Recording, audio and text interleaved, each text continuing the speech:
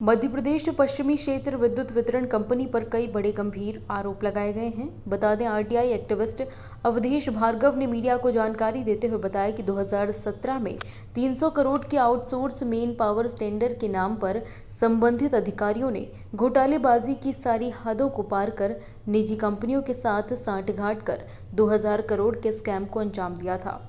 गौरतलब है कि इस मामले में आरटीआई एक्टिविस्ट अवधेश भार्गव ने जानकारी देते हुए बताया, न्यायालय की शरण में है, जिसमें न्यायालय द्वारा ईओडब्ल्यू को जांच के निर्देश दिए गए हैं। एमपीवी में आउटसोर्सिंग के जरिए मैन पावर सप्लाई की गई थी। लगभग 6000 कर्मचारियों की सप्लाई की गई थी। उनका जो 300 करोड़ का टेंडर था, ये एक वर्ष का, तो 300 करोड़ के टेंडर में जो एम्प्लॉइज रखे गए, उनका पीएफ का अंशदान, क्योंकि एक योजना है केंद्र सरकार की, लेबर ऑफ मिनिस्ट्री की, कि पीएमआरपीवाई यानी प्रधानमंत्री रोजगार प्रोत्साहन योजना, उसमें सरकार मजदूरों का, श्रमिकों का, आउटसोर्स कर्मचारियों का पीएफ का अंशदान सरकार जमा करती है।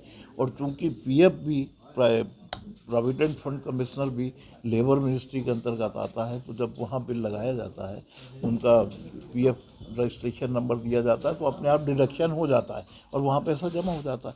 तो इन्होंने वहाँ तो पीएम, इस योजना का पीएमआरपीवाई का दिखाया है बेनिफिट, जो मैंने आपको दस्तावेज दिए इसमें लगे हुए हैं। वो दिखाने के बाद इन्होंने जो बिजली विभाग में लगाया है, उनको लगाया है कि इस योजना में हमने कोई लाभ नहीं लिया है, इनका पीएफ का अंशदान आप दें। बिजली विभाग से भी ले लिया, और बिजली विभाग से जो ले लिया वो पैसा किसके पास गया? ठेकेदार के पास गया।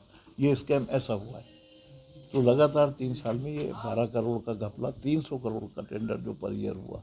और चूँकि चारों कंपनियां जो वितरण कंपनियां हैं, उन सब में यही चल रहा है, इसलिए इसकी बारीकी से जांच होना चाहिए। और इसमें पीएफ कमिश्नर ने चिट्ठी लिखी है यहाँ के एमडी को, पश्चिम क्षेत्र के, कि इसमें आप 420, 419 और 120 बी और उसके बाद 470, 471 यानी कूट रचना, फेक कागज बनाना, उसका अवेलेबल डॉक्यूमेंट की तरह उपयोग करना, इन धाराओं में एफआईआर दर्ज कराएं और ये पैसा वसूल करें कंपनी से। उसके बाद इन्होंने ब्लैक लिस्टेड नहीं किया और 2020-21 का टेंडर भी इनको दे दिया पीएफ कमिश्नर के लिखने के बाद भी। तो इससे क्या मिली भगत जाहिर नहीं होती? और वर्तमान में जो बिजली कंपनी के जो एमडी हैं, यहाँ पर अभी सीएमडी हैं, उनका कहना है कि मेरे संज्ञान में नहीं है मामला। नहीं, आरोप मैं सरकार पर नहीं लगा रहा, मैं अधिकारियों पर लगा रहा हूँ। My allegation is on the bureaucrats, not Democrats.